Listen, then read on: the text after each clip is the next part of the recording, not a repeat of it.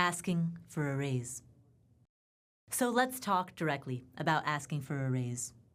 Now, as ever, the best thing you can do is strengthen your BATNA. Unfortunately, in real life, particularly in a tight job market, often the best way to get better pay is by leaving your company. Job switchers tend to increase their salary by 10 to 20%, whereas internal raises without title changes are more like 3%. But there are things you can do to prepare your case. We went through some practice exercises at the beginning of this course, but there are a few more tips that you should keep in mind. First, prepare your interests-based appeal. Keep track of your accomplishments at the company. Quantitative accomplishments like dollars saved, dollars earned, or other growth metrics, or KPIs. And qualitative accomplishments like praise from the boss or client testimonials. You want to have all of those handy when you go into your annual review. Remember when we talked about rights, interest, and power? Well, this is an interests-based appeal. Now, even when you already have a job, research is your friend.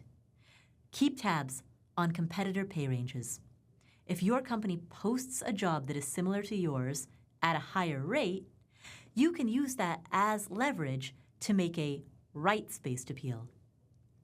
So, for example, if they put out a job listing for a job that is quite similar to what you do, and you look at the salary range that they are listing on that job listing, and you see that it is significantly higher than what you make, or even just a little bit higher than what you make, you can use that as leverage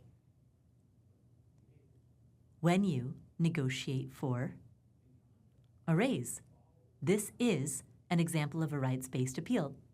Now, the same is true if you find out that your colleagues in similar positions are making more than you. I heard of someone who worked on a 3-person team. She made $70,000. She went on a trip with the 2 other people on her team, and they were each making $240,000.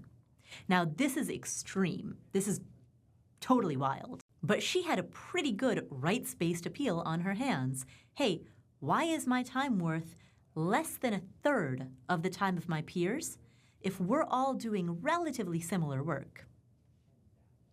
Finally, know your AP and your RP going in. Maybe your RP is simply your current salary.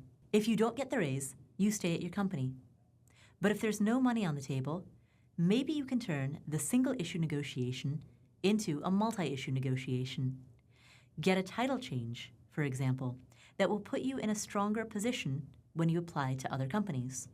Or request more vacation days, or funds for professional development, such as courses that you could take or skills that the company could pay you to learn.